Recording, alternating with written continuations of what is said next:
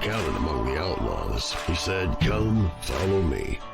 People from all walks of life since have been becoming outlaws. If you've talked to me in person at any length of time, if you know me, if you've listened to any podcast, well, not every podcast, but if you've listened to a number of them or have read my blogs, at one point or another, you've heard me say or have written that I don't believe a person can, I've told my own son this, who's very smart and is in college, that you can't consider yourself an educated person if you take religion or spirituality out of history.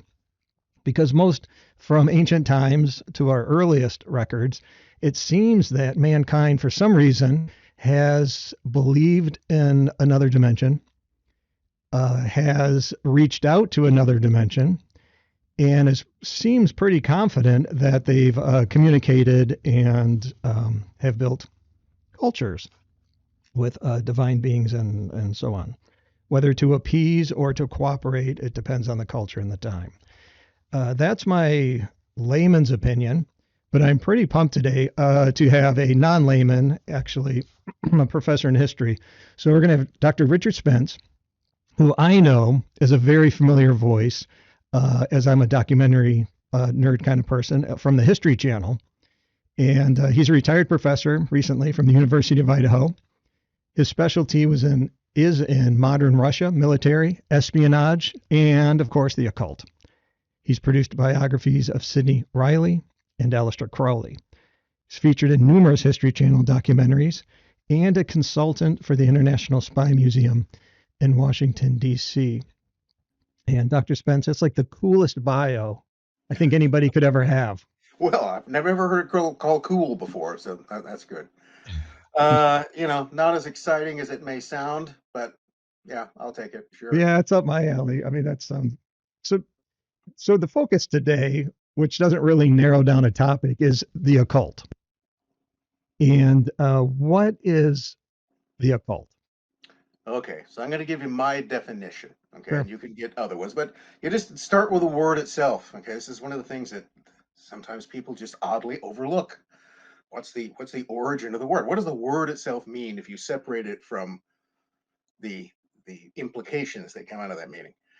And it comes from the Latin and it means hidden, and more to the point, it means hidden from sight, obscured, veiled. Remember, there are all kinds of terms that we can use for that. And what that's referring, so the question that becomes, all right, it's about something which is hidden. Well, what's hidden? So again, my definition would be that what's hidden is essentially either another world or the real world. So it comes down, the very basic concept would be that the world of our senses, For the material or world. well, what we think is the real world. I mean, Yeah, okay. it's the only one we know Right. Yep. for certain. The solid walls, the mosquitoes, everything else that goes with it, the changing of the seasons, the Milky Way, all, and it's big. Remember, this is not really a tiny reality. That is the one which our senses perceive, our mind sort of tells us there. But the absolute basic element in what could be termed occultism, the kind of idea or a doctrine of the hidden, is that what we perceive is only part of a much bigger world. So in that sense, it doesn't mean, sometimes people use the term, well, it's another dimension. I don't know whether it's not even another world. It's simply the larger part of our world that we don't perceive. So And yeah, where are you coming from? I think I have a pretty good idea because I've listened to and have read so much. But where are you coming from as you're a historian, but you're sounding like there's something out there, but you can't define it. Well, that's more than historical. Sounds like you have a little buy-in to this. well, we just sort of cut to the chase. I mean, how much of what passes for occultism do I believe? All right. Okay. Here I got to get into these. I'm big about definitions. Oh, One of the things I always clearly separate is between what I know and what I believe. I don't believe what I know. I don't have to believe it because I know it. So and you really don't know a lot. sort of ideas. Yeah, the only thing we're really sure of is that it's now and we're here. So beyond that, but belief really comes down to things that you accept on the basis of evidence that, most often because somebody told you that was so. There's a tremendous amount of that. And the things that we believe, we can't, in most cases, actually prove. We can't really know them. We accept them, in other words, on a kind of faith. I mean, their belief seems to be, and sometimes that's pretty solid. So, I've never been to, Ulaanbaatar, Outer Mongolia, but I'm pretty sure it's there. Okay, there's all kinds of evidence. Okay, maps, people I've talked to. There's abundant evidence, but I can't say that I personally have ever seen it. So, I believe that it exists, almost to the point of knowing that it exists. But if you really want to be a stickler, you'd only know that if you had been there in itself. So we all believe a lot more than we know, and we have to in order to function in the real world. I mean, if you only tried to make your decisions based upon what you're absolutely rock solid, incontrovertibly certain of, you wouldn't do anything. You never leave the house. So is it fair to say, as a historian on these matters, you know a lot that's historical and what other people have said or has been documented, which we'll go over some of it. Mhm. But I think you know enough. I think anyone that studies this enough can't walk away and say it's all shenanigans. I think Well, they walk away and say a lot of it's shenanigans. Something's going on. I would say that I have seen enough or experienced enough to make me well. For instance, I'll come right out and say that much of what passes in the realm of what people tend to think of occultism is fakery. Hmm. All right, it's trickery. It's make believe. It isn't real. But some of it, from my experience, you have to take it more seriously. That it's this thing that can be a joke. It can be fun. You can do it for kicks. You can do it for for any number of reasons. But it's not totally a joke. What drives you or has driven you to go down that road? Well, I don't know. See, I get asked that question all the time, and the simple answer, or it's not a simple answer, is that one thing leads to another. So, for instance, if you take an interest in modern Russian history, you inevitably run into things like the Russian Revolution. Well, you run into Russian Revolution, and what do you run into? Rasputin. Conspiracies. Oh, and then you run into secret societies. Yeah. Really? Remember, you can't have a revolution without a conspiracy. It just doesn't work any other way. Yeah. And then you begin to delve into the connections between people. And that's where things like either secret societies, the idea of being bound by organizations, and then very often bound by oaths. And when you start being bound by oaths, you start swearing on something. And that Right. that is then based upon a set of beliefs in some way. That then leads to that's kind of the slippery road to looking at the role of occultism in history and in human affairs. And one of the things that, if nothing else, hopefully I try to make clear in the Wonder Immigrate course on occultism is that it's everywhere. It permeates everything we do, and you Yeah. confront it whether you know it or not every single day. Among those lines, I'd like to discuss Santa Claus. Mm. Um, However, could you define a few things for me? Because it seems like you've broken up, or at least explain the occult in three major categories, if I'm not mistaken, like alchemy, astrology, and divination. Does that kind of summarize? Does it all get tucked under there? You can combine these in different ways. Alchemy is the magic of things. It's the combining of elements to form other elements. It's just chemistry with intention. Think of it that way. Okay. All right. Um, and astrology is the kind of magic of the heavens. Then you've also got the other category would be ritual magic or theurgy. This is where you try to appeal or deal with some sort of sentience, some sort of intelligence. All right, this goes back to this thing about this other or larger world. Maybe this is the other point I need to sort of make the point is that not only do we live in a larger world that we can't see, that world is inhabited. There are things there that perceive us much more clearly than we perceive them. This is the idea. This is the Yeah. realm of the spirits. Right. We don't have any better term for them than that. Although some of them become gods, some of them become devils, some of them become forces of nature. But this is the concept is there is a greater world, and that world is inhabited. And the entities, or whatever you want to call them, that inhabit that world can teach us things. They also can hide things from us. So, Based on your studies, I'll end up asking an opinion. Based on your studies, is why do you think humans from the earliest times reach out to that or believe? Where do you think that comes from? I mean, I have my own personal beliefs. Just so those listening, they know this is a Christian podcast. And if you don't mind me saying, you've termed yourself agnostic. Is that where you're still that's at? as good a term as I could come up with. Which basically means, just so people are clear, is that well, it's just what you've been describing in a kind of a roundabout way is you're open and curious, Yeah. but you haven't ruled a lot. You might probably ruled a lot out, but you haven't ruled everything. No, I haven't seen everything yet. Okay. Yeah, Right. this is the other thing about this is that you can never assume that you know more than a little bit, really. Okay. Yeah.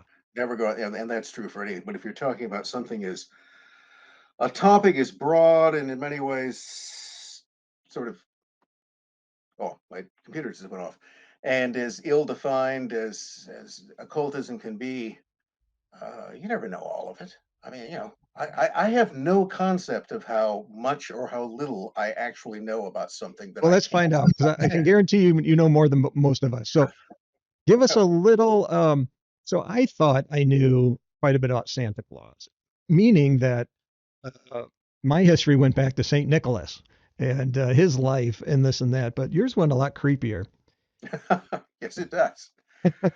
Well, and I got to give this isn't like an original discovery. This is an idea that's been advanced by particularly a fellow by the name of Tony van Rentahim. He's Dutch, and so I'm sure I just completely butchered his name.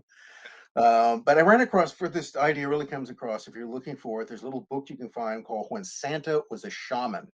Right, and this lays forward Van Rentergim's whole idea, the connection really between Santa Claus and sort of ancient fertility deities. And now, what he does is, he makes a good pitch for that.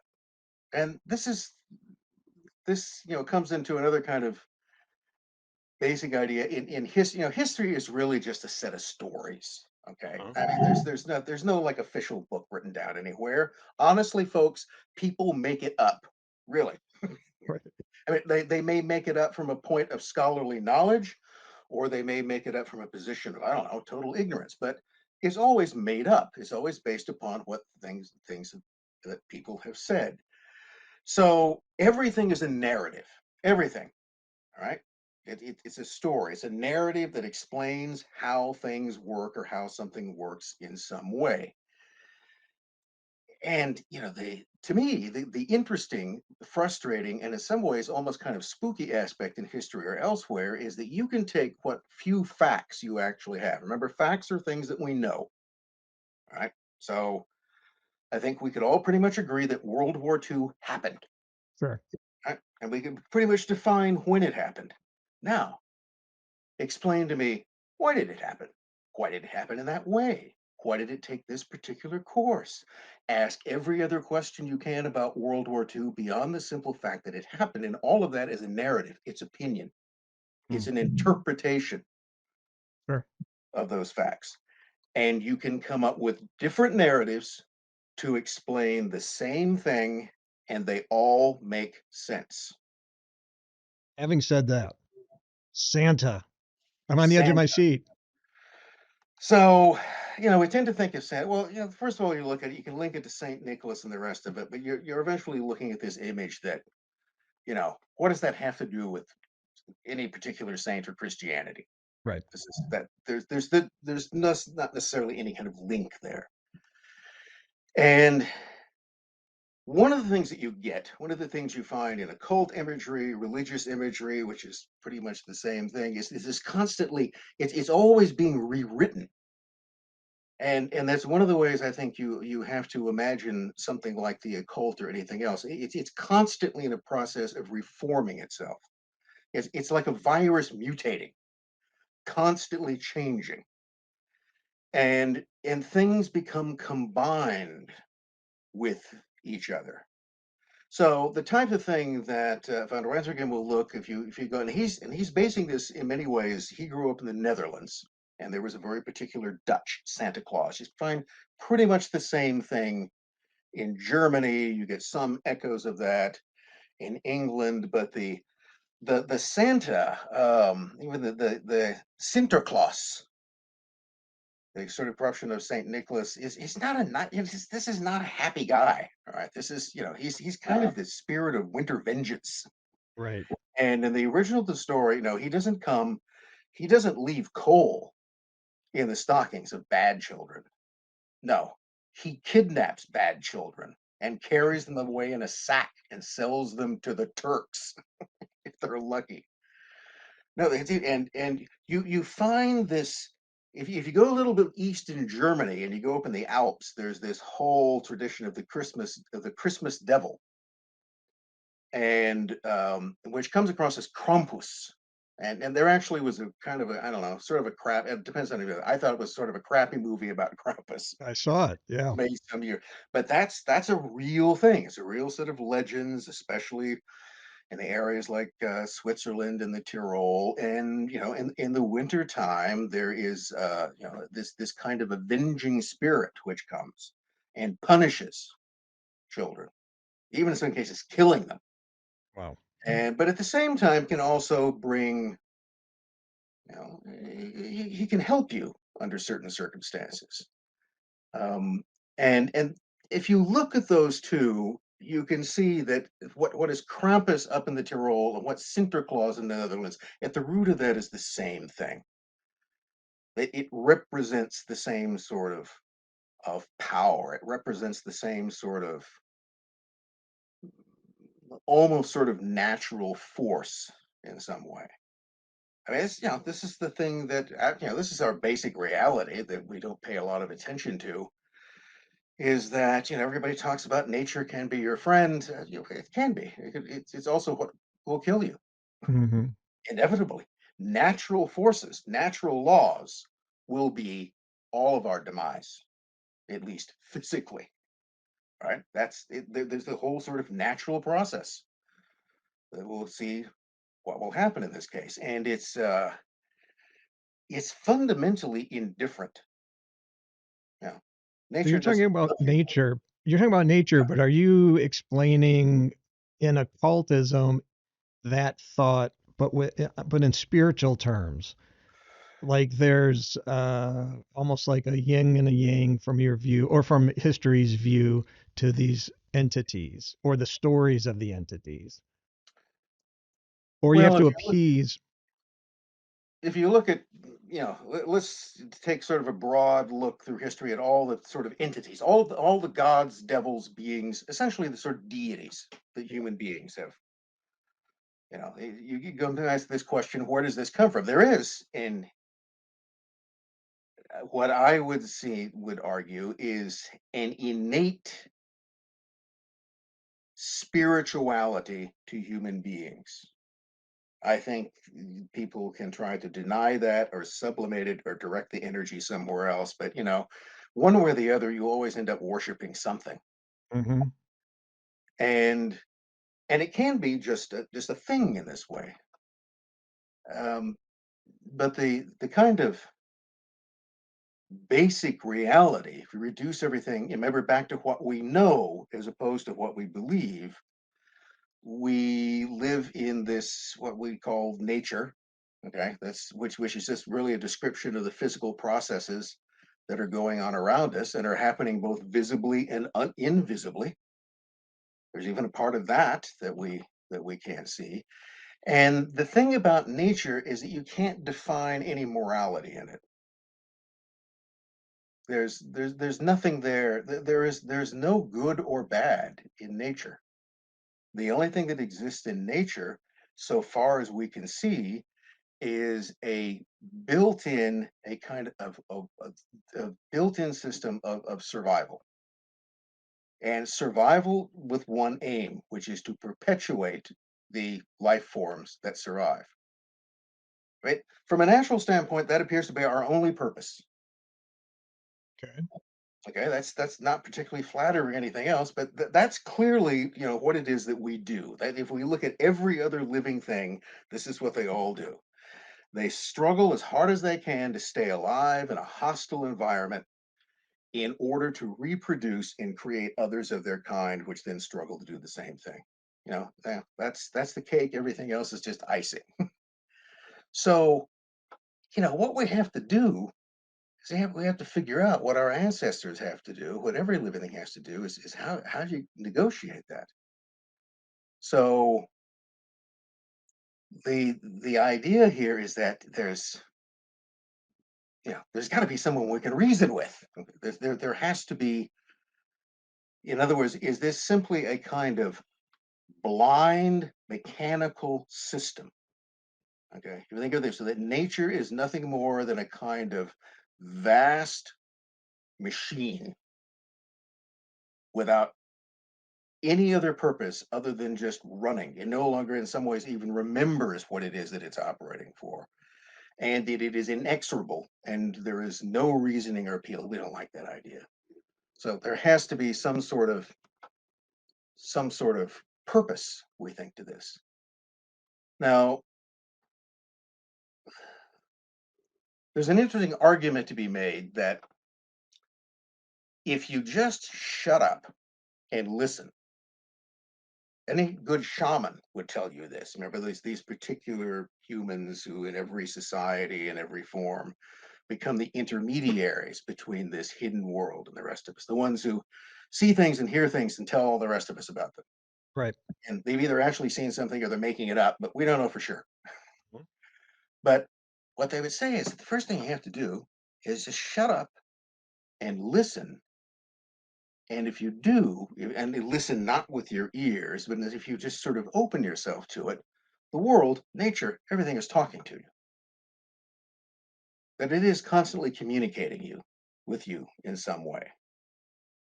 And that sort of brings us to what I'd argue is another fundamental concept, a kind of basic building block of occultism, or of an occult worldview, which is that everything that happens matters. Okay? That there's no such thing as meaningless coincidence. There are coincidences, but those coincidences have meaning. And everything that happens to you, everything you see and observe on any given day, every one of those things has some kind of meaning. It's communicating to you in some way. Or one way to put it is that everything that happens is an omen for something else. Now, that really is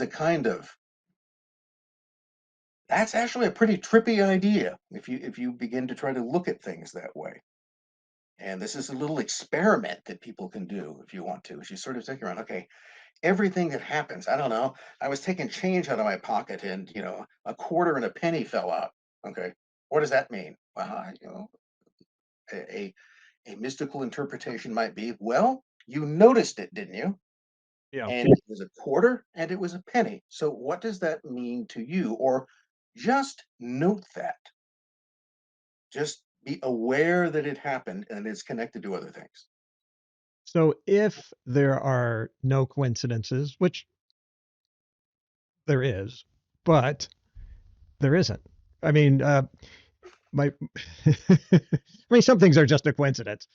However, some things just seem beyond the scope of being a coincidence. But then what is it? So I would have, of course, a hard time thinking, well, it's just the nature we can't see at play. And I don't know if you define nature we can't see or even like the wind and stuff, that's still elemental. But does for you or a cult?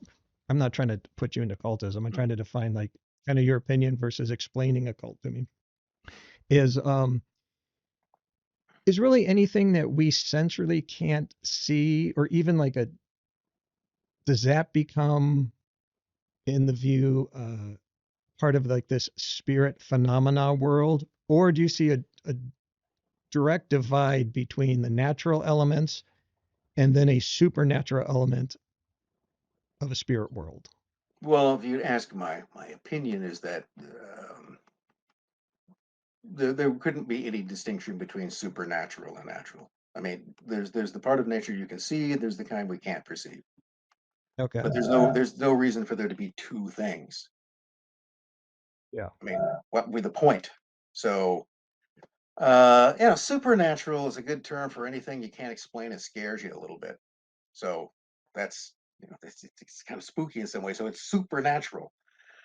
Um, yeah, So because on the, one hand, we like to think of the natural world, as being, we would really like to think of it as being peaceful and benign and controllable. We really like that idea. We really want to control nature. This is why we assign ourselves the role that we must save it. If you think about it in a way that, in some way, we could argue. I would argue, for instance, that's one of the most arrogant things I've ever heard come from the mouth of a human being. That nature requires them to save it. I mean, you know, nature has ways of taking care of unwanted species. But if you simply look at the thing we can find, there have been this whole series of mass extinctions. All right. So that's how much fundamentally one matters in the greater scheme of nature, apparently. But it's, I think we argue that the occult view of nature, if that's it, the sort of hidden world, is that there's simply a larger component to nature, and and that there is something that can be accessed and reasoned with. There is something that communicates with us and that we can communicate with. And I think that's what sort of gets you well, that would sure. be beyond nature and something of intelligence. Well, how do we know what nature is? You think nature has intelligence, or it just is doing its function? Because Couldn't if we always something's if we're able to reach something and kind of get counsel or direction from and reason with, reason takes intelligence.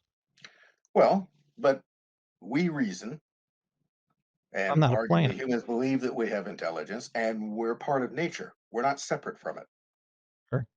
I mean it's let's put it this way, beyond any kind of spiritual dimension, if you look at just what you have, all right, if you just go through, I don't know, let's pretend we're aliens and we're coming in and we're gonna, probe these things and dissect them and see what we've got. Well, to them, we're quite evidently just another animal. I mean, they can even figure out what genus we're in. We're just flesh and blood. And they're a system of organs. There's this kind of flesh and blood machine, and it operates that way. There's nothing terribly magical about that. So So, you're physically, we're not special in some way, but um, we believe we are. might be. We could be. Or there's always the idea that we are an animal that suffers from the delusion that it is not an animal. Yeah. Now, the question is why? Yeah. Where do we get this old idea to begin with? So from your Yeah. viewpoint, do you think religion, because you've tapped religion, and I don't disagree with all of it. Some Mm. of it I do. Religion under a cult as a reason or just another way to tap into uh, meaning, or a search for meaning, or a search for hidden. What are we searching for? I mean, in the occult, hidden knowledge, and the purpose is what? To answer philosophical questions, why we're here, what we do? Or in ancient times, was it mainly so we have good crops and we appease a spirit god and this and that So you uh, survive. to You survive? enhance your ability. You try to try to make a deal. So, and Why is the occult so popular in today's culture when um, we can go to the grocery store and not really have to worry about seasons so much? If you're not a farmer. well, you don't have to worry about that today. That could all change. Um, I mean, we haven't created a system that guarantees us full bellies and a warm place to sleep and go to the bathroom forever. That's a very temporary kind of situation. All right. Ask somebody whose town has just been wiped out by a tornado. All right. All that stuff you took for granted. See, that's nature at work. And at the end Or of the day, if we're in nature, even if we tap into some benign, natural, higher level force of reason and it gets us through another day, ultimately our days are going to end and it just seems all fruitless. but that brings up another thing you're talking about, alchemy, and one of the key elements. The What does an alchemist search for? What is the end result of the magic of things? Everlasting life. Immortality. Or, as the alchemist would put it, to recover that which was stolen from Adam in Eden. Because that would be that view of it, that this was Yeah. something that was within their grasp. Remember, they were just like one tree away from it. And here again, there's one thing, you've now attained knowledge, right? We're supposed to do that. You've gotten to know something. And this is, it's, right there in Genesis. So we have to stop man from reaching out and eating the tree of life, or he will become like us. I don't know who the us is in that regard, but that cannot be permitted. And therefore, so from the alchemist viewpoint, let's say from the sort of mechanical occultist viewpoint, that Yeah. was something that it's the origin, I think, of this idea that somehow immortality, or which then it means godlike power or godhood itself, is a kind of human birthright. So Christianity, you're mentioning scripture, the fall of man, the fall of mankind, um, alchemy picking up and trying to regain immortality. But is that the divide? Because you see them, it's kind of under the same tent. I see them as a divide in um, faith, or at least Christian Judeo faith, is leading to immortality and a salvation of that fall and the consequence. Where to me, occultism is going in a different mystic, man-made solution. To me, it's where the divide is. To me, is I can understand religions being considered occult. It's secret information, it's rituals, it's chants, it's do this. There's a lot of mystic things going on. But if you get rid of the church element and the traditions and all that, here's my take. What I believe is true. If you get right down to the scripture, and let's say that's true for argument's sake here, then it's the least hidden thing there is. So the path to Christian belief in salvation was hidden until the Messiah was revealed, and then it all made sense and he explained it. So once you get to the New Testament or the time of Christ, nothing's hidden. The gospel is out there. It's inclusive, everybody. It's for everyone. Everyone can understand it.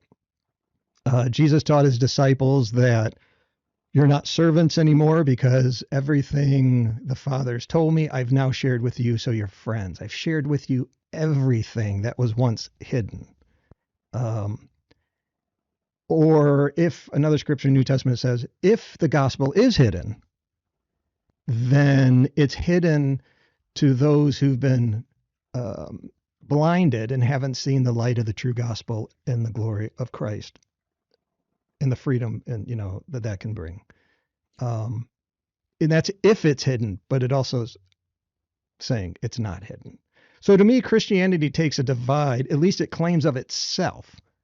This is not hidden. It's open for all, where the occult is secret, hidden knowledge, or religion is rituals, and I agree with that, and some man-made and sometimes mystical things that don't come out of the simple gospel as presented in the scripture. We were talking about immortality. You were talking about, say, an alchemist's approach to immortality and you know, a Christian's approach to immortality. Yeah. Well, they're really two very different things because what the alchemical approach to immortality is, and if you look at today in the sense of transhumanism or the idea of the singularity of somehow the joining, there are a lot of people out there who eventually want to download themselves into a computer and then become an eternal program. So, but Yeah. but what do you mean by immortality? Do you mean to live forever as a human being in this reality? To remain in this world of our senses in human form or in something like human form with your name and identity as it is now forever. But which is another way of saying that you will be trapped in that. You could never transform and do anything else. You would be limited by this reality. And that goes back to the one thing, the fundamental thing I'd argue that every form of religion, occult, everything you want to throw at it, is the belief that there is a greater reality. There is a greater reality. And there is a Yes. greater reality, and there is a greater us within that greater reality. There is a thing that almost in some sense that what we are in the physical world, this is really, this is getting out there, but is something that we are in any way born or in some way hoping to transcend. Now, one of the things you would do, I would think, that in terms of Christian immortality is not living here forever as John Smith. It is transcending into a greater reality and a greater sense. It is growing close. It's really becoming part of this kind of larger reality, and it's simply that fundamental belief that there is a world which is, it's not necessarily hidden from us. I'm not sure an occultist would argue that it's not there, that you can't see it. It's just that your attention has to be drawn to it. It's again like this idea that if you just shut up and listen, Yeah. the world is talking to you, but you have to listen. It's always there in some way. Even in the Christian perspective, where I was saying it's open, it still adds caveats to seek and you'll find, knock and the door will be opened. There's still a pursuit of You gotta truth. wanna. Okay, that's Yeah. that's the and Yeah. that's true in, well, it would again come into another basic idea and concept. Everything comes down to intention. That's something again in the series I keep mentioning over and over and over again. Whether it's black magic or white magic is merely a matter of intention. What do you want? There's there's a movie that came out a few years ago called The Witch. I don't know if you ever saw that. It's about this Which rather unlucky Puritan family in colonial New England. I did see it. There is a particular scene towards the end of that, and it's when our protagonist Tamsin, the girl, the only surviving member of her family, finally decides that she's just going to try to talk to this satanic goat, this goat called Black Phillip, which she now realizes is apparently the representation of the evil one. Yeah. And she just, she's trying to talk to it, and at first she thinks she's unsuccessful, and then it speaks to her and says, "What dost thou want?" Okay, now that is a very fundamental and important question for anyone who is either seeking, I don't know, anything from salvation to searching for the philosopher's stone. Okay, that's the first thing that anything in this greater world, anything you contact with, will ask you. What do you want? Why are you here? And her response then to Black Phillip, the devil, is, what can you give? And he begins to list off these things. And he goes like the taste of butter, pretty dresses, to see the world. Notice that what he's offering are purely worldly delights. I There's wouldn't not. ask for butter. Yes, yeah. Well, time and place, butter was a big deal. Shows you how little she had. But I thought that scene sort of brought this down. That the that will be the fundamental question you'll get in some way. What do you want? Yeah. So let me ask you this. I'm And not going to ask you to share anything personal you don't want to. So it's not even that question. But if I understood you right at the beginning, when you're talking about, well, I think I asked you, why are you into this, or what's your perspective? And I think you alluded to that you can, what you believe and what you know can be two different things. And I think you were saying that possibly some of what you believe is what you personally have encountered or experienced. I'm not asking you to share that, but did I get that right? yeah, If you're all right. willing to share, that would be awesome. Um, Well, let's put it this way. The question is how much am I actually into all of this stuff? And I'd say I'm a lot more interested in the idea in terms of practice. I mean, uh, I've kind of gone to the ball. I'm not sure I've danced. Let's put it that way. But I've don't watched other people do it. don't sign in blood. Yes. No, I have not. I have not subscribed my name in any large black book in blood. No, I have not Yep. made any pacts that Or I'm aware any man in black on the crossroads somewhere. of. But that was one of those. I think it was something I once teased in sort of one episode as to whether or not I think it was the introductory episode. I said, "Well, are we going to we're going to learn how to summon and make a pact with the devil?" And I said, no, but by the end of it, it's very simple as to how you would do that. All you got to do is wanna. All right, Right. you don't have to sign anything in a book. Right? All you remember, it all comes down to the intention that you would have. Well, I don't know. I can say that was kind of offered and I turned it down. So it did not appeal to me. But Gotta be that careful. was, Curiosity killed the cat, I heard. But he's it, got it, nine lives. but it was, I suppose part of that comes back to, well, I don't know, what kind of a religious background do I have? Because everybody has one. So the fairly simple answer to that would be I grew up in a fairly conventional, I would say, working class, lower middle class home. My dad worked in a grocery store. My mom was a housewife, right? And that was, and um, so my mom was fairly religious in what I describe as very sort of a conservative Calvinist Christian. They were very Calvinist. All right. The Sorry. predestination thing is very big there. Tulip. And she Do you would, remember? pardon? I'm sorry. I just mentioned tulip. Do you remember the doctrine, the five doctrines spell tulip in Calvinism? Oh, so, um, and she would, I won't use the term she would drag me to church. But I was never terribly interested in going, but I was exposed to, I think, good Calvinist doctrine for some time, and I kind of learned it, but it, for one reason or another, it never took, right? Just never grabbed me. Well, in Reformed theology, it does or it doesn't. I Yeah, mean, that's the whole I was thing, right? either, but and on my dad's side, I think they were Catholics. I'm not entirely sure.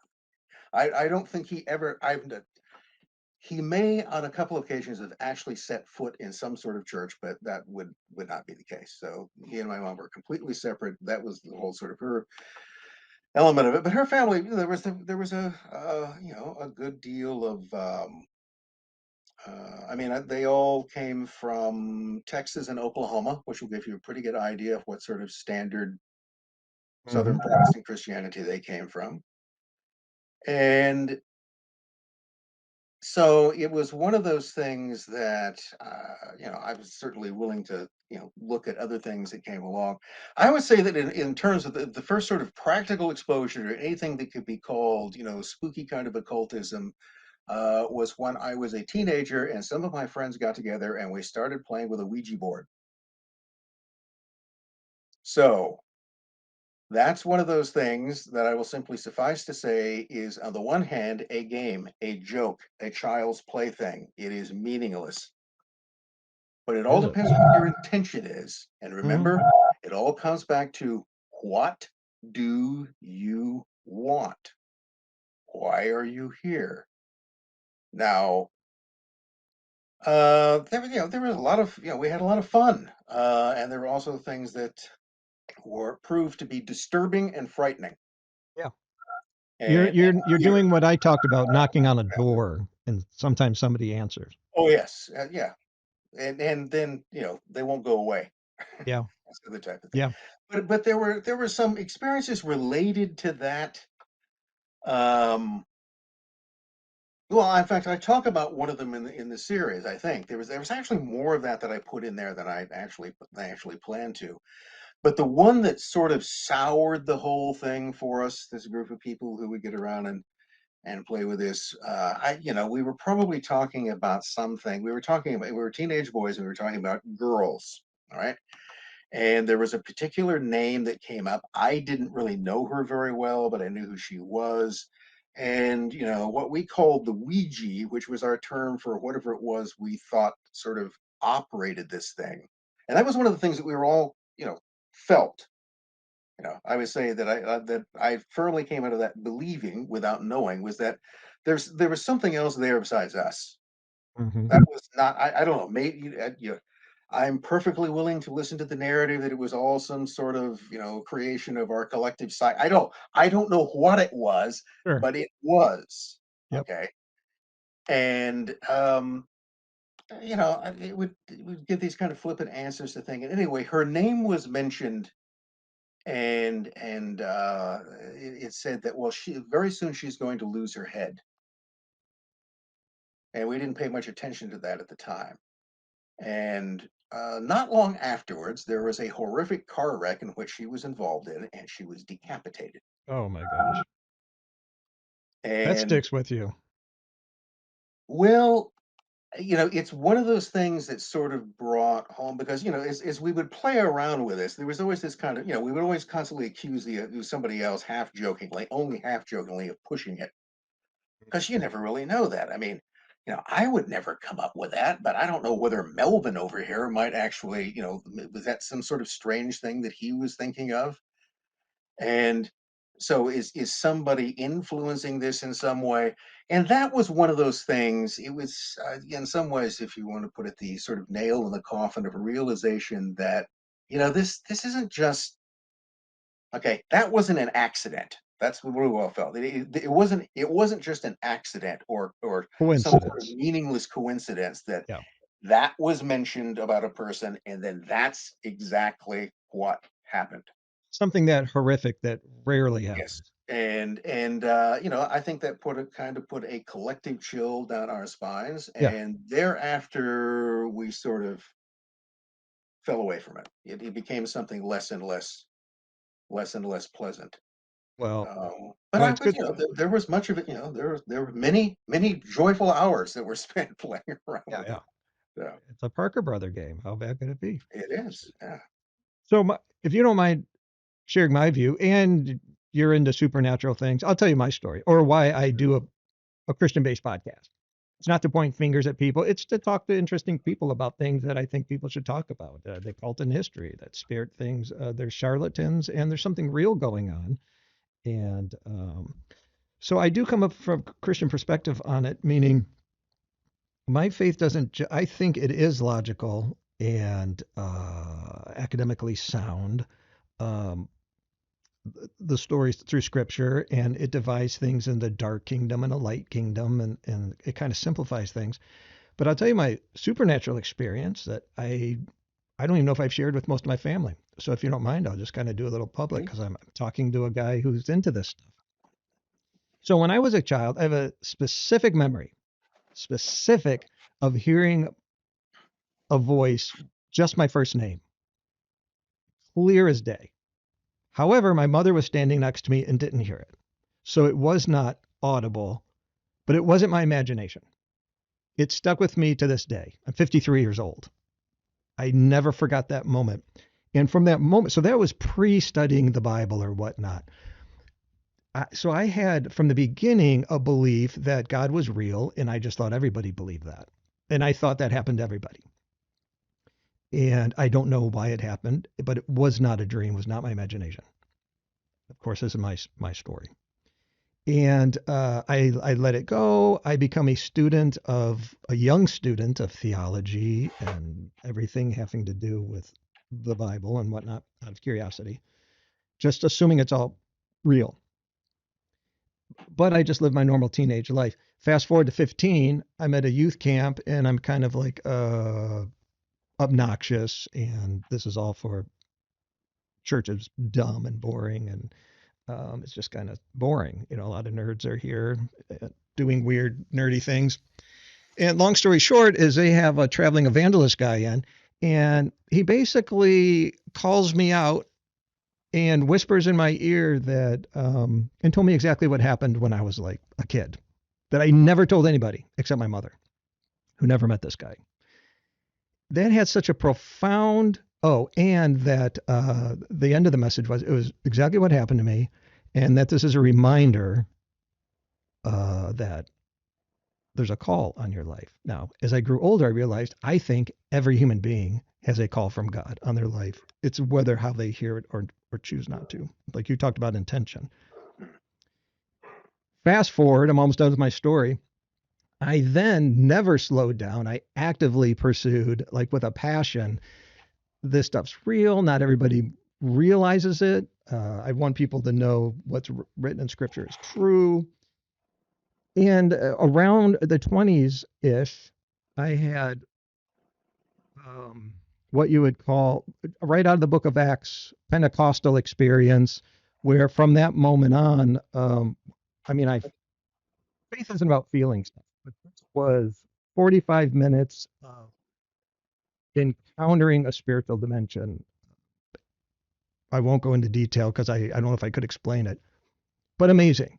From that point on, I've really never lost that fervor. Like,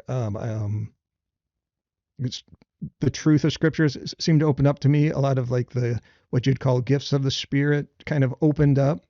So I feel like I've lived sort of a supernatural life in that realm. So I'm 100% believer in a lot of the occult stuff is open pathways um, to darker entities and stuff. But I also believe it is as simple as a kingdom of darkness and a kingdom of light, and that's my story. So we're like 95% on the same page. Yeah, well, you just described one of the archetypal human experiences that people have thought you had a spiritual experience, Yeah. and and I would hazard to say that you can sit there and you could explain to me and give a much longer explanation as to what it was like, but you know that you would never be able to describe what it was really like Oh. And because some of these people in the past, I read their stories, occult type people. I'm like, that's charlatan. But some of them, I read them. I'm like, no, they've had a real experience, but it was more of a darker entity, whether it kind of appeared that way or not. I don't know how I come at it, but well, you could, let's if we go back, we haven't mentioned him yet, Aleister Crowley. Okay, so we can't talk about the occult without mentioning Aleister Crowley. Sergeant Pepper's Lonely And you Hearts notice Club that he Band. comes up in every single episode of my Yeah. series because that's sort of the way he is. But Crowley's a guy who, it was one of the things I think the point is important about him of understanding Crowley is that he grew up in the 19th century upper class British home in what would be today described as a strictly Christian fundamentalist household. And his father was a lay minister who spent his life, going out, spending the family's money, leaving business and preaching the gospel. And so there's an interesting, that Crowley, the fellow who becomes supposedly the arch Satanist of the 20th century, grew up in a Christian fundamentalist house. That's what he was exposed to every day of his childhood. Right. And again, apparently didn't take, but or it turned him in the opposite I was going to say, don't you direction. find out a lot of Yeah. that is true, though? They grow up with kind of a religion base, so they're comfortable in spirituality. It never really took, and they just branch off somewhere else. Yeah, well, that's it. But he followed in he greatly admired his father. He had big issues with his Mm. mother, which probably explains a lot. But his father died, I think, when he was 11, and so he never said anything bad about his father. His father was this almost was this beloved figure to him that he'd only know. That again probably had something psychologically to do with. But he did literally follow in his father's footsteps by becoming the proponent of a religion. It was just another. It was his replacement for Christianity, Right. which in some ways he models to be kind of the opposite of the Plymouth Brethren that he was raised in.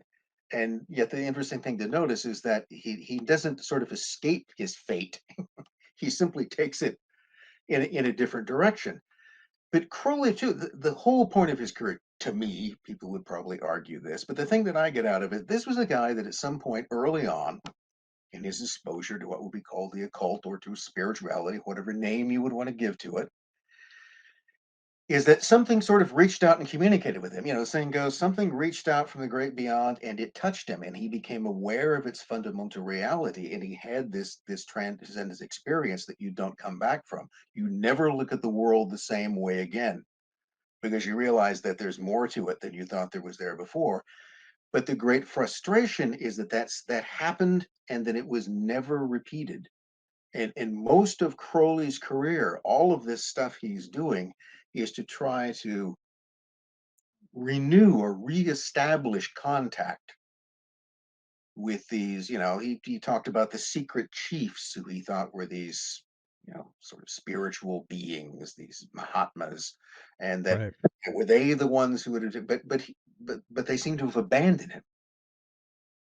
And that, I think you can find this if you look at other stories of people who've sought enlightenment, is that sometimes you get it, sometimes you get just a little part of it and then nothing more. I mean, you have to think about what in some ways could be more maddening than to suddenly become aware that there is this greater wondrous world full of all kind of knowledge and a reality that you can't, and then it never answers again. There's no knock on the door. What's his So influence? What's his influence on culture? Crowley's influence on culture. Yeah. Even Uh, today, do you see it still like a foundational? I mean, he's I think a from lot of people approach him as they turn him into a kind of symbol of something they don't understand. All okay. right, and it's the idea there are people who seriously practice occultism in the same way that there are people who seriously practice Christianity, and then there are a lot of people who just for lack of a better term, half-ass it. All Mhm. right, make no serious effort at it, never really think about what they're doing. Yeah. And there are people who play around with things, and Crowley has become a symbol for a lot of things that he probably wouldn't want anything to do with. But he was very he had this. He was a man who throughout his life claimed to rejected all the moral strictures of decent society, and he took pride in that. Okay, he took pride in apparently thumbing his nose at the morality of the era. Didn't he have a house on Loch Ness? Oh, for a period of time, Boleskine House, yeah, which was supposedly haunted, and there was more haunted. I mean, it has to be haunted, right?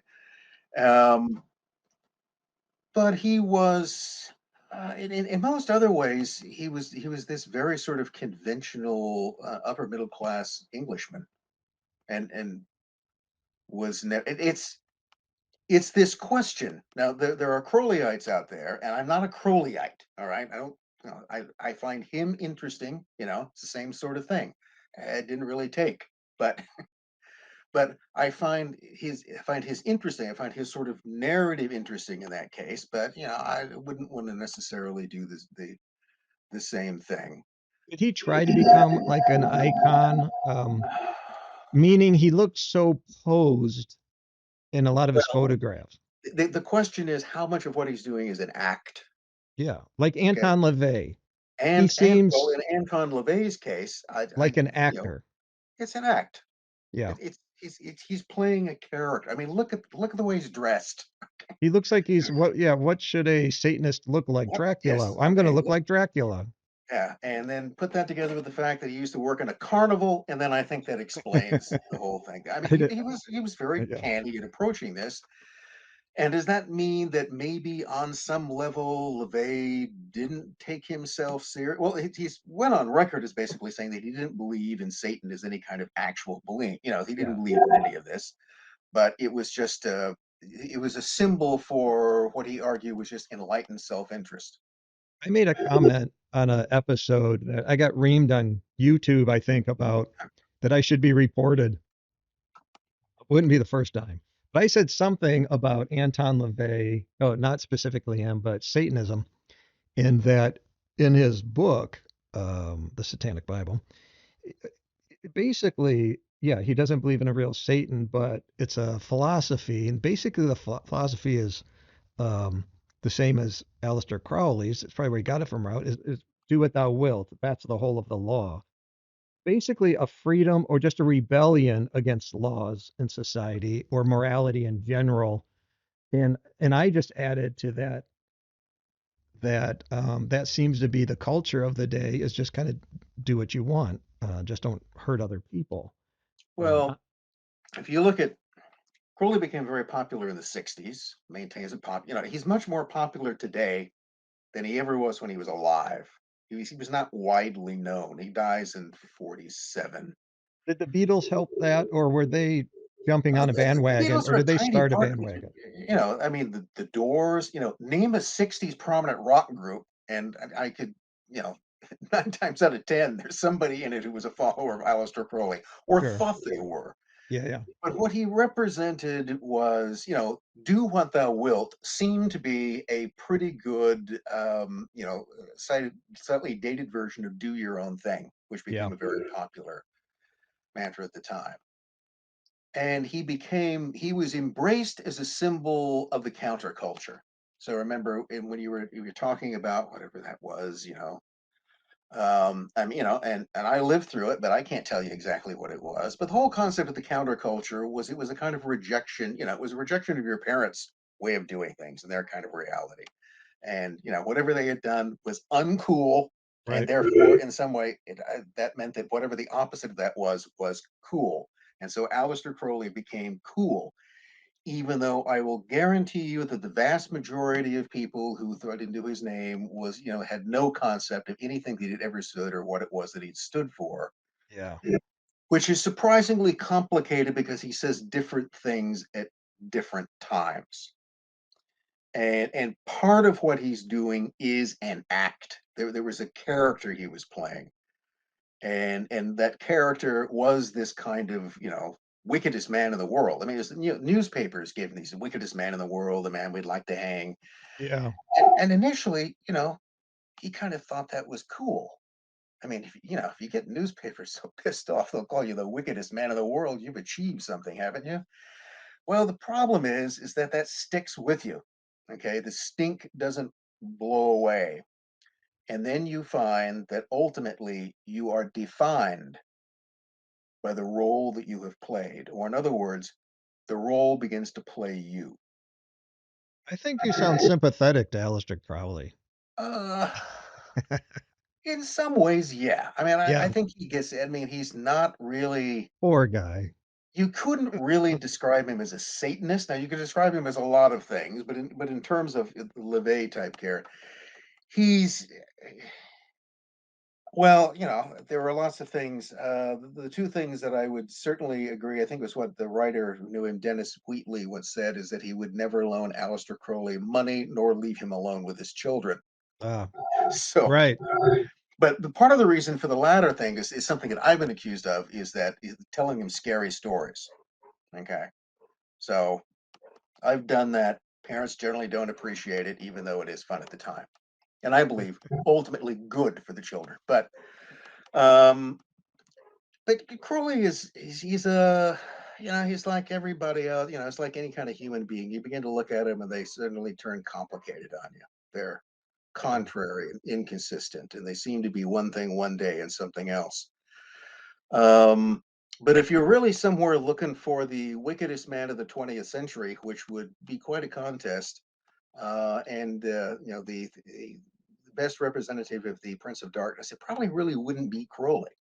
Yeah. Uh, he's simply become the kind of poster boy for that. It is, however, my kind of litmus test if I run across someone who goes, like, oh, I'm a Wiccan. Like, I've met all kinds of Wiccans, Yeah. and so one of the first things I'll look there is to figure out one, do they know who Aleister Crowley is? Because if you don't, all right, just get I, you're not serious. I'm not having And a you probably conversation know with this, a but in person. Salem, Massachusetts, been there a couple times, somewhat recently, but over 60% they claim of the residents there claim to be Wiccans.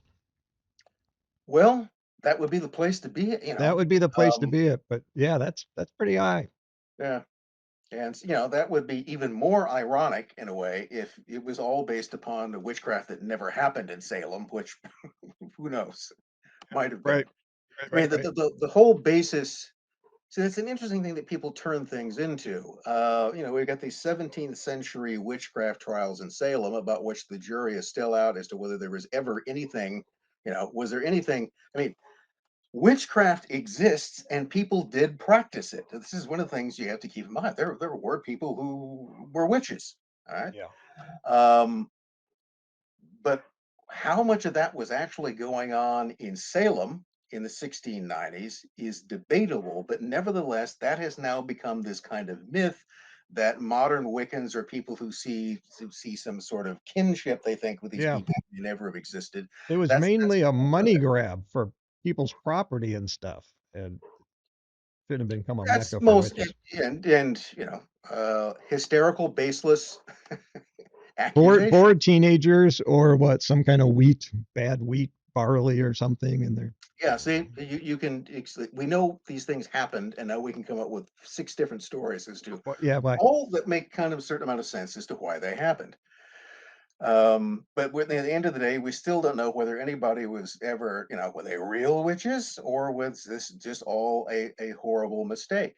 But now you can believe whatever you want, and you can believe that you can call yourself a Wiccan and live in Salem, Massachusetts, and you're continuing on the tradition that may be all BS. But they live that's like it's Halloween year round. Um, since uh, since I have you, before I let yeah. you go, one more topic is I can't let you go and not ask about um, even just an overview of the relationship between the occult and the UFO phenomenon. Well, that's one of those things. All right, so clearly, in my professional career, I've been into some weird stuff. Spies, secret societies, occultism. All right. Oh wait, hey, I'm Yeah. sorry. Before you move on, and I don't think you'll mind because you like Crawley. Just briefly, what's the deal with him and British spy or espionage? Or I'm only halfway through that episode. Oh, okay. Well, there's a book that I wrote about that, I will read it. called Secret Agent 666, Yeah. which I got to add more. Crowley was, at different points in his lifetime, he claimed to have worked for British intelligence, and that was generally poo-pooed as him just sort of, making things up or exaggerating something. And what I did was I was actually doing some research on another spy. And while I was doing it, I sent off for some old US military intelligence files. These were sort of the internal secure, they were like the FBI in World War One. And they had dossiers on everybody. And I just thought, well, I'll get a hold of Crowley's to see what that says. And sure enough, there was one that showed up. And the key element in that is that within this, there is a statement from the British consulate in New York saying that Aleister Crowley, the Americans are thinking about arresting him. And the British consulate has said that he's on the business of the British government in this country with the consulate's knowledge, and we know what he's doing. So he's working for us. That's one of those things from an historian that you want to look for, because what was there was a statement that Crowley wasn't making it up. It didn't say exactly what he was doing, but it did say that when he said he was in the US during World War One working for His Majesty's government, he was. Would So you then, suspect would you yeah, suspect that it's something along the lines of spiritism, or can you um, see into the enemy well, lines and hear radar beeps in the other dimension and where the subs are, or something like that? No, it had more to do with his connect the people that he knew through his association with other occult groups, especially German ones. Okay, gotcha. So one of the things that had happened a few years before World War One is that he was initiated by a German occultist and spy by the name of Theodor Reuss into a German secret society, a mechanism for greater spiritual awareness. That's what they all offer, called the Ordo Templi Orientis, the OTO. It's still around today. And and through that, Crowley had connections to this whole European wide nexus. See, this is one of the things that when you join clubs, you know people that you wouldn't meet otherwise. Right. So Crowley had this connection forged before the war to German occultism. And there were people who were part of the OTO and kindred occult groups who held positions of importance in German intelligence and military affairs, including those in the US. This gave him an entree to those people. This was the way in the United States that Crowley gained the confidence, which he did, of German agents in the United States and pretended to work for them. And that's why they trusted him. That's what his role was. His role was to get as much information he could from these German occult circles and the official circles they were connected to, and then also to sow disinformation among them, to gain their trust and deceive them. And that then goes on. That's that sort of pattern. He's not necessarily the most successful agent. He screws up on more than one occasion. But there's this kind of on and off relationship between he and British intelligence, um, and specifically with the British Admiralty, with the British naval intelligence is what he's connected to, and that goes all the way up through World War II, where they Okay, bring him back into the fold, and completely random, yeah, but you're an expert. I'm putting you on the spot. What about the Gong Show guy? Did he really work for the CIA? I have no idea. Chuck Barris, Chuck I kind Barris. of hope, I kind of hope so. See, I Hey, like that story. So, see, this is the other part. Remember, everything's a story, and it comes down to, do I like that story better than this story? it is a So, good story. which would I rather have? Which would be more cool if it was true? That Chuck Barris wasn't a spy and an assassin for the CIA, or that he was. I think it would be cooler that he was. It So would I be much prefer that cooler. story. So prove me Okay, wrong. UFOs. All right, so let's put it this way: for all the weird stuff I've been interested in my career, UFOs were not one of them. Believe it or Oh, not. Okay. And that was because it just seemed to be there was nothing to it. All right. I mean, they're I very much want to see something. So it's like Bigfoot. I feel exactly the same way. Show me up, okay, show me it. Okay. I don't care whether it's dead or alive, but I want to see it. Then it's real. Otherwise, yeah, yeah. What's up just with just Bigfoot? a lot of people talking. Um and making things up. And people are really good at making things up. So Does the Bigfoot uh thing fall under just myth, legend, or does that kind of fall into like, is anytime there's groups of people that believe in something that is literally hidden, right? I mean, that's the whole idea, like this thing. Same with Loch Ness. He's obviously not there. They've scanned the bottom of this place, but these kind of they almost become like they're not cults. It's not a religion, but people are such believers in something with no proof. Well, it gets close to being a religion in some cases. Yeah. It's no, there are people who can give you great details apparently about how, Sasquatch, pick your name, but we'll stick with that one, how they live, what Yeti. their sex habits are, what they eat, everything. That's fact. Really? Okay. Yeah. Um, so that is one of the I will admit, this is my approach in occultism. You got to show me, all right? So on a couple of occasions, as we've alluded to, well, you showed me, all right. But other than that, so UFOs, quite frankly, I tended not to. I thought it was just sort of a waste of time, and that there didn't seem. But again, I didn't. I'm not didn't approach from the standpoint of a debunker because there are other people who seem to be fixated Yeah. on. It's a bit like here we can pick on somebody else.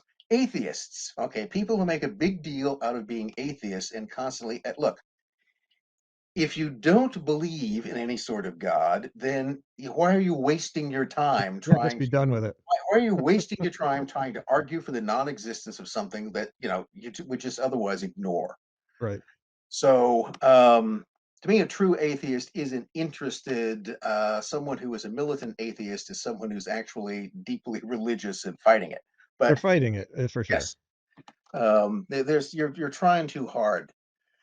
But so the UFO stuff doesn't mean that I didn't think maybe there was. I mean, this is one of the things that clearly there's some sort of phenomenon which takes Yeah. place. Okay, there are people see strange things flying around in the sky that can't be readily explained. Okay, that's real. I don't And know. long before Roswell. And long before Roswell, this is nothing new. I mean, people Yeah. have been freaked out by things in the sky from time immemorial. There's always something going on up there. Yeah. So that there is a phenomenon of unidentified flying objects. But to make the leap that the only possible source for them is extraterrestrial, that this is evidence of, and I have nothing against that idea. I Yeah. mean, let's put it this way. You know, given the small amount of the universe we can even kind of look at, the chances of there being some sort of what we would call intelligent life seems to be a virtual certainty. Now, whether they've ever come to Earth, well, that's a possibility. So, is there something out there? Yeah. Have they ever come here and messed around with us? Maybe. All right. So that could be what some of the UFOs are about. But when I tend to look at that, well, the first thing that jumps out to me is that this is all sort of human related. First of all of these aliens look suspiciously like humans for the most part. Um, I just the whole idea that you come from Venus and you look like Thor in a jumpsuit. I don't know why. Why would that necessarily be the case? But the other thing, this was the thing that but some a few years back, I got drawn into this. I got sucked into it because I became interested in a particular figure who was an important figure in the sort of early UFO contactee movement in the 1950s, and his name is George Hunt Williamson. If you go poking around, you look at all the Georges, George Adamski, Van Tassel, you're going to run into George Hunt Williamson. George Jetson.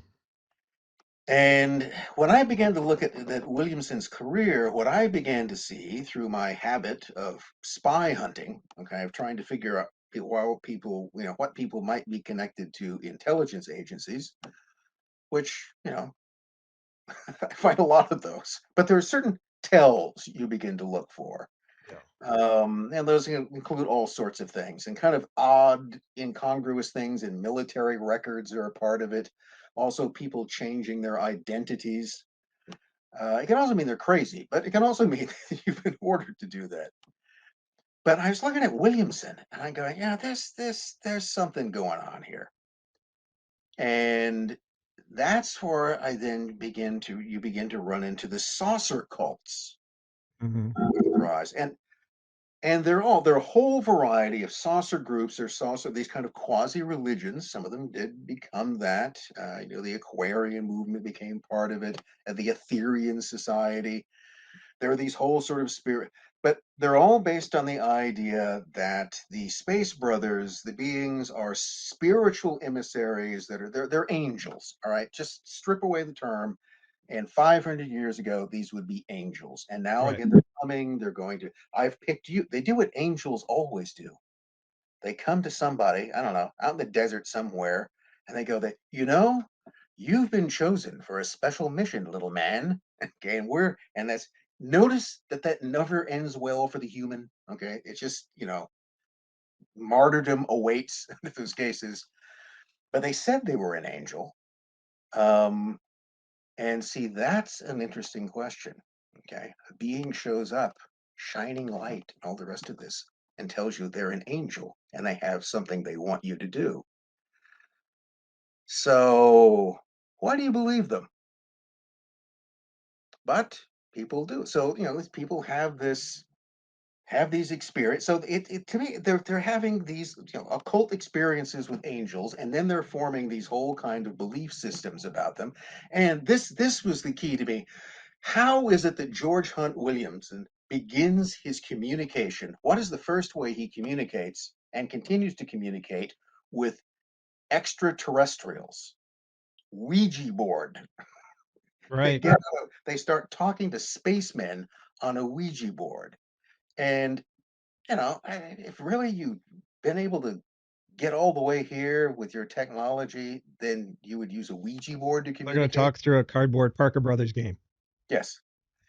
So what it's continually used the idea of occult concepts of the ascended master. It's theosophy, Yeah. and that's one of those things I'd say that for anybody who's uninitiated in theosophy, it is the kind of, if you look at anything which is today described as New Age, you're going to find theosophy at the root of it. Yeah. And it was the 19th century creation of a spiritual society for enlightenment of the masses based on a fusion of Western and basically Indian occultism, sort of a combination of mystical Christianity, Hinduism, and Buddhism into one big New Agey soup. Brought to us courtesy of Helen Belensky. Did I say that right? Yeah, Blavatsky. Helena Blavatsky, who was also, by the way, a spy. So you can find this a lot. And in many ways also kind of a fraud. So, she was accused pretty clearly of But fraud. fraud or not, I think you say over and over again in your episodes, it's like, does it matter? Because what's the outcome? The outcome is the Nazis caught on to it, took an interpretation, and it goes through history. And whether it's 100% truth or not, it seems like these occult ideas just get repurposed and for new generations and just remarketed in different destructive human ways. beings are if there's one thing that we're good at, it's really sort of glomming onto an idea and just, carrying it to its logical or illogical conclusion, no matter what. So right. it's this kind of constant struggle. Again, there is an argument maker within occultism or within spirituality as a whole. There's always this battle between what a French esotericist, we won't call him by the name of René Guénon, would talk about the genuine tradition and the counter tradition. So that there are forces, beings, whatever you think of, that are trying to enlighten people. There are those who are trying to draw them into the light in order to get them true enlightenment. But that is constantly in this kind of battle with the false enlightenment, which seems to offer the same sort of thing, but which is always meant to lead the hounds away from the fox. That is, to offer an apparent enlightenment, which is really not an enlightenment at all, which was designed to keep people in the dark. Well, promising this. So it's it comes down, I think, to this idea of what's genuine and what's fake. You just gave a Christian perspective. You just gave a perfect Christian perspective. You might have did it by accident, but I probably did it by accident, but there you go. Of course, those years of taking the church from my mom. Dr. Spence, I don't care what they say. I really like you. So, well, I've enjoyed talking to you as well. I appreciate it so much. And this is one of my longer podcasts, but I seriously could talk about this stuff a long time. So I appreciate your time and coming on. Well, thank you for having me on and giving it. Hopefully I've tried to give some kind of coherent response, but again, it's a very, very complicated issue. Yet, on the other hand, it's kind of really simple, isn't it? Yeah, right. What do you want? Counted among the outlaws, he said, "Come, follow me." People from all walks of life since have been becoming outlaws.